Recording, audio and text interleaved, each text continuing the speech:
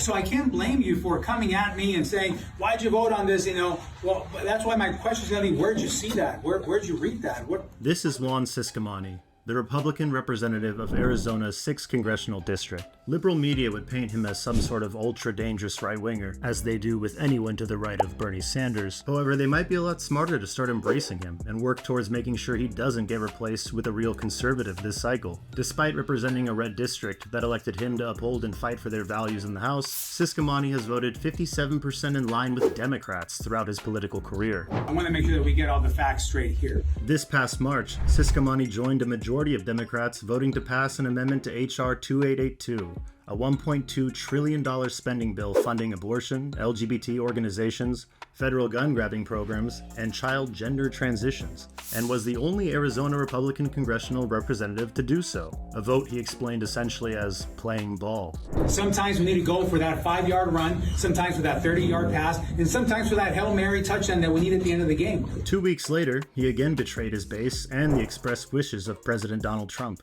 voting to reauthorize the FISA surveillance program to gather intel and data on American citizens without a warrant. The same program that was used by the FBI to spy on Donald Trump's presidential campaign, infamously defended and justified by then Intelligence Committee Chairman Adam Schiff. In this line of action, Ciscomani has remained remarkably consistent. In June of 2023, he was one of only 20 House Republicans to vote against censuring Adam Schiff for his abuses of power during the unlawful investigations of President Donald Trump, on the grounds that any fines against the disgraced former chairman would be unfair. That's just the nature of that part of the job. While Ciscomani appears quite comfortable bamboozling the elderly with rehearsed platitudes about why they should keep on voting for him after letting them down, he has a notably different attitude when it comes to actually owning conservative positions in unscripted settings. Some questions about the abortion issue, because to be honest, I'm an independent, I'm on the fence, so I'm like learning,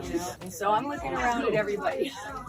So my question is, what's your feeling about it? They want Laura's calling you. Yeah, I think she didn't help with the kids.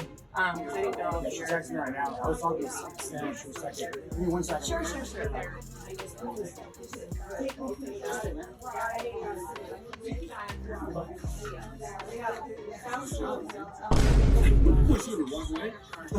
You almost have to ask yourself, what is Ciscomani really representing? In a situation where an apparent independent is asking a thoughtful question and possibly open to being convinced or at least hearing out what real, genuine conservative values are, the man just walks away after pretending to get a phone call, the oldest trick in the book.